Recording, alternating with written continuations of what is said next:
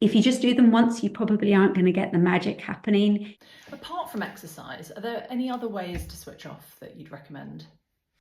Yeah, so bedtime routines are really good. I mean, there's a reason why we do them for children is because they work.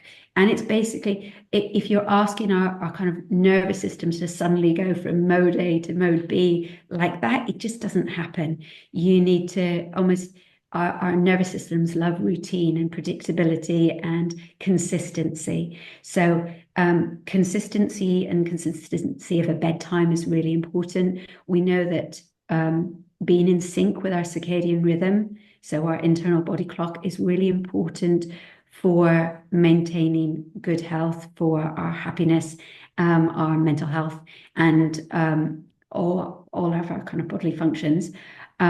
But also it really helps us to fall asleep because our melatonin will be rising at a certain time. Our growth hormone will be secreted. All of those natural processes are timed for a certain time. And we know our circadian rhythm can only shift by sort of at most about an hour per day. So if we're going to bed significantly different times, actually we're working against our natural body clock, and that can be a challenge. So having consistency, having a certain time when you start winding down for the evening, and doing those things we do with children. So starting to dim the lights, putting on your comfy pajamas, maybe having a hot bath or shower.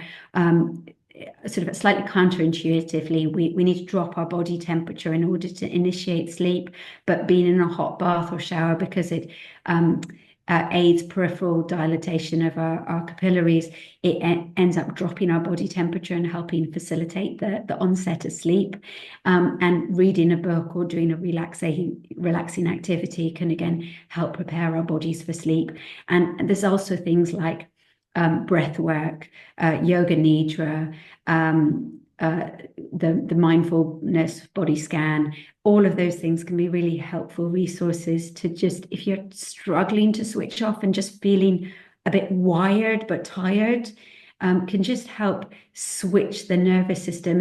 And if you just do them once, you probably aren't going to get the magic happening. It's about doing them consistently. And what you'll find is if you practice them at a point where you're feeling relaxed anyway to begin with, and you start to get almost that gooey sensation as your parasympathetic nervous system switches on, and you start to go, oh. And as you start to train your body to respond in that way, it then becomes easier, particularly if you're someone who tends to get stressed before bedtime. Making it a regular part of your wind down routine can just help facilitate that switch.